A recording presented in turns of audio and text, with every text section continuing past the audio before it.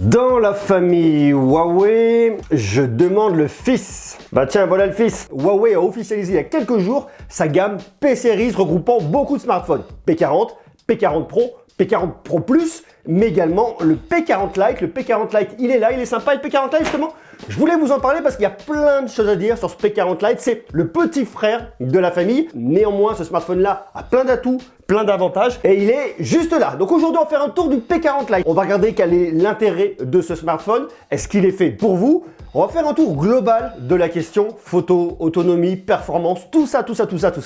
Et bien évidemment, à la fin de la vidéo, je donnerai mon retour complet. Si vous voulez jouer au jeu des 7 différences, vous pouvez jouer avec ces deux boîtes, P40 Lite, P40 Pro, puisqu'il y a vraiment très peu de différence. Une différence de taille, ça vous le voyez. Le nom change.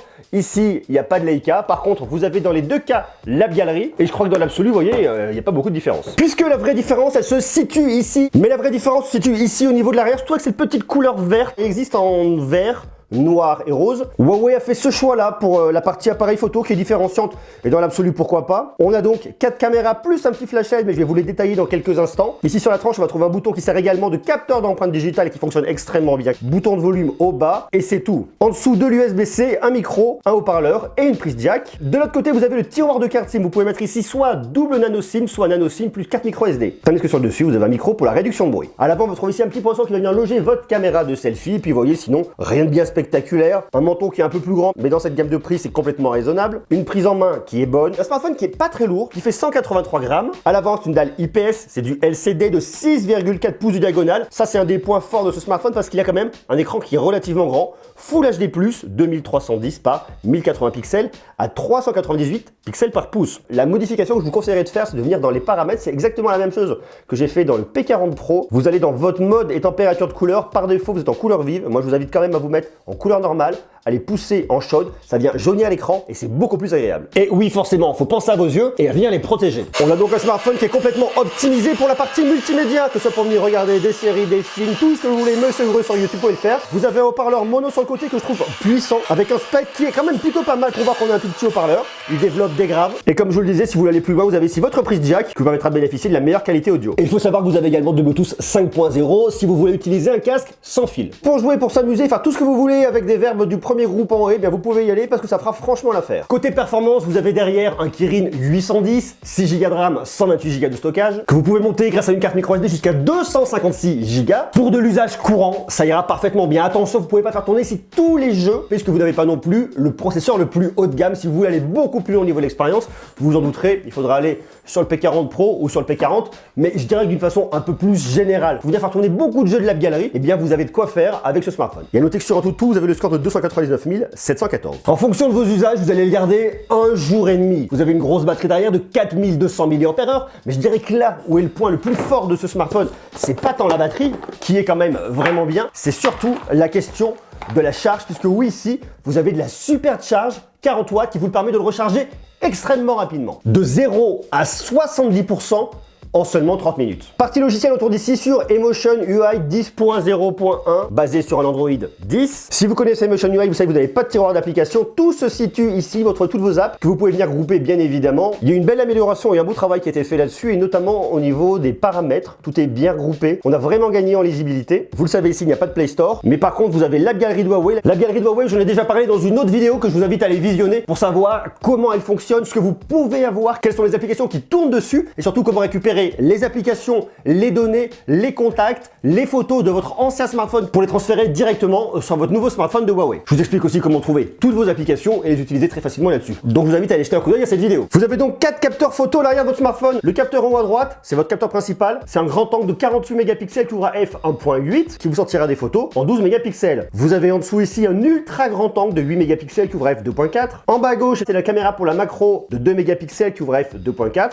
Tandis qu'en haut à gauche, c'est une caméra qui est là pour le mode portrait pour l'effet bokeh de 2 mégapixels qui ouvre également à f2.4. Tandis qu'à l'avant, c'est une caméra de 16 mégapixels qui ouvre à f2.0. Au niveau software, ça fait le taf. Vous avez bien évidemment, et c'est un des gros points forts de Huawei, c'est de l'intelligence artificielle pour venir faire des photos toujours plus intelligentes grâce à la reconnaissance de scène. Bien évidemment, mode photo, mode portrait, cliché nocturne, objectif AR. Vous allez vous retrouver également avec de la vidéo. Ici, par contre, vous ne filmez qu'en 1080, pas de 4K. Et après, vous avez plein de modes différents. Pro, ralentir, panoramique, ouverture. Le mode macro, time-lapse, image dynamique, document. Enfin, vous pouvez faire quand même pas mal de choses. On va regarder les photos du P40 Lite. Première photo prise avec le capteur principal. La colorimétrie est assez juste, on voit bien la rose au milieu, le détail est bon, ok, ça fonctionne. Deuxième photo prise avec l'ultra grand angle, on voit qu'on n'a pas tout à fait la même colorimétrie. C'est légèrement plus pâle, mais ça me paraît pas anormal sur un smartphone de ce tarif-là. On continue ici avec un zoom x2. Il fait franchement le boulot. Pour voir que c'est un zoom numérique et pas un zoom optique.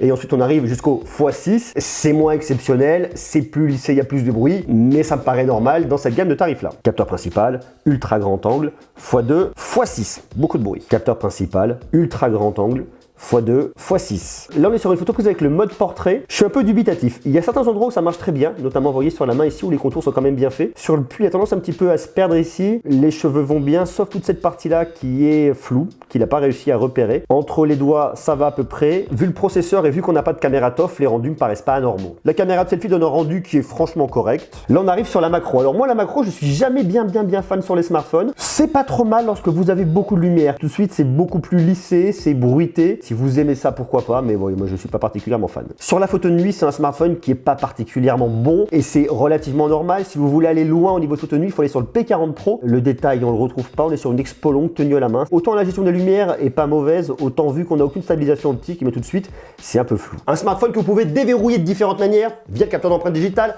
via Face Unlock qui les verrouille extrêmement rapidement. Un smartphone qui, contrairement à ses grands frères, n'a pas de 5G. Ici, vous avez de la 4G, de la 3G et du Edge si vraiment il n'y a pas de réseau. Mais je dirais que pour début 2020, ça me paraît quand même normal. Mais par contre ici, vous avez du NFC. Un smartphone qui est disponible dès maintenant, vous pouvez le commander. D'ailleurs, je vous ai mis un lien en bas dans la description, qui est dispo au tarif normal de, c'est noté là, noir sur blanc, 329,99 €. Et là, vous avez une offre de reprise sur le site de Huawei, vous le trouvez à 279,99 €. Voilà pour toutes les informations sur ce P40 Lite. À qui s'adresse-t-il? Ça, c'est un smartphone qui reste sur les usages un peu standards. Un grand écran pour le visionnage multimédia, vous avez de la performance mais pas trop, vous venez donc pas pouvoir profiter des jeux les plus gourmands. Par contre, je dirais que beaucoup d'applications et beaucoup de jeux de la galerie pourront tourner dessus. Donc si vous souhaitez vous divertir, vous aurez vraiment de quoi faire dessus, surtout avec ce grand écran. Ça, c'est extrêmement plaisant, le son est de qualité. Donc le côté multimédia, que ce soit au casque ou que ce soit directement sur votre smartphone, pour moi là-dessus, il coche les cases, il n'y a aucun problème. La partie photo fonctionne surtout au niveau du capteur principal, avec derrière tout le travail logiciel qui est fait par Huawei, et notamment grâce à l'intelligence artificielle. L'autonomie est plutôt bonne. C'est donc un smartphone qui saura répondre aux 3/4 des usages. Si vous voulez un smartphone équilibré, qui fait le taf, qui couvre beaucoup d'usages sans aller trop loin, et bien à mon avis, le P40 Lite peut vraiment être fait pour vous. Dites-moi vous maintenant ce que vous en pensez en bas, en commentaire, comment vous le trouvez. Ce P40 Lite, déjà d'un point de vue purement esthétique, est-ce que vous aimez le design? Qu'est-ce que vous pensez de ce module photo qui fait comme ça? Moi je trouve ça pas mal, c'est assez efficace. Le côté vert comme ça, faire un peu émeraude, je trouve que ça apporte autre chose. J'attends donc de lire vos commentaires juste en bas. Et sur ce, je vous donne rendez-vous dès demain pour continuer à parler tech. Allez, je vous envoie des bisous. À demain. Ciao.